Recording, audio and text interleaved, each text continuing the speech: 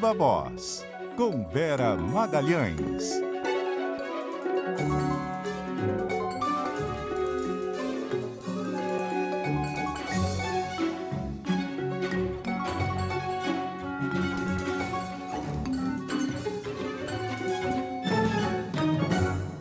Vera? Oi, Sardenberg, boa tarde para você e a Cássia, boa tarde para os ouvintes e também para quem nos acompanha por imagem. Boa tarde, Vera. Vera acompanhou o julgamento dos atos golpistas hoje de manhã e a presença do Bolsonaro, do presidente Jair Bolsonaro, na primeira fila, foi uma surpresa. O que explica isso, Vera?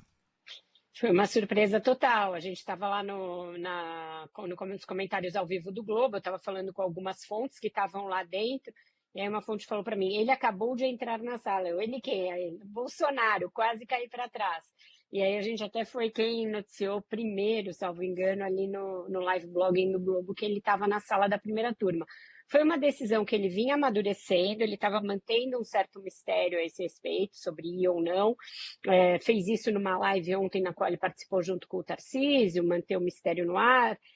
Também quando chegou no aeroporto, e aí, conversando com alguns aliados, entre eles os seus advogados, ele optou por ir para, segundo me disseram, dar uma demonstração de que não está com medo, de que sabe que é inocente, de que sabe que é tudo mentiroso, e tentar tirar um pouco aquela conotação de um certo temor, uma certa covardia, que ficou para uma parcela dos apoiadores da família e dele com a ida do Eduardo Bolsonaro para os Estados Unidos. Quando o Eduardo Bolsonaro tomou aquela decisão de se licenciar e justificar que ficaria nos Estados Unidos, ficou muito dividido o rescaldo daquilo.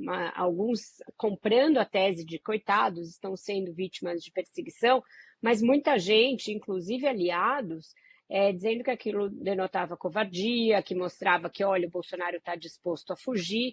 Então foi uma espécie de antídoto a essa ida do Eduardo, para mostrar-lhe coragem, destemor, que ele não tem medo de nada e que ele sabe que está sendo injustiçado, Sardenberg. E os advogados concordaram que poderia ser bom e que isso poderia levar alguma dose de constrangimento aos ministros. De fato, achei que na abertura ali havia um certo constrangimento no ar, o próprio Cristiano Zanin muito nervoso e o Alexandre de Moraes, que não é de passar recibo de nada e nem de demonstrar nervosismo com nada, estava engolindo em seco, meio gaguejando, também parecia estar um pouco nervoso na leitura inicial que ele fez do relatório.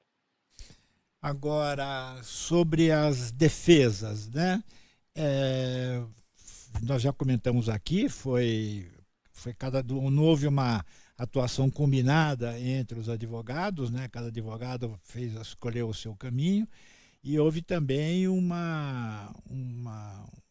quer dizer, todos precisavam, né, atacar a delação do tenente-coronel Mauro Cid, né?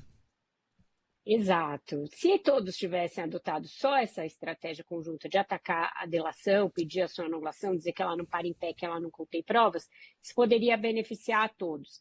Mas eles foram contraditórios um pouco também nisso, porque alguns usaram trechos da própria delação para defender os seus clientes. Olha, aqui o Mauro Cid diz isso, meu cliente não fez nada, olha como meu cliente era bonzinho. Então, isso eu acho que é ineficaz do ponto de vista da defesa, porque se você quer anular uma delação, se você quer dizer que ela foi obtida mediante coação, se você quer dizer que ela não traz prova nenhuma, você não pode evocá-la quando interessa ao seu cliente. Então, nisso eu achei um tiro na água por parte das defesas.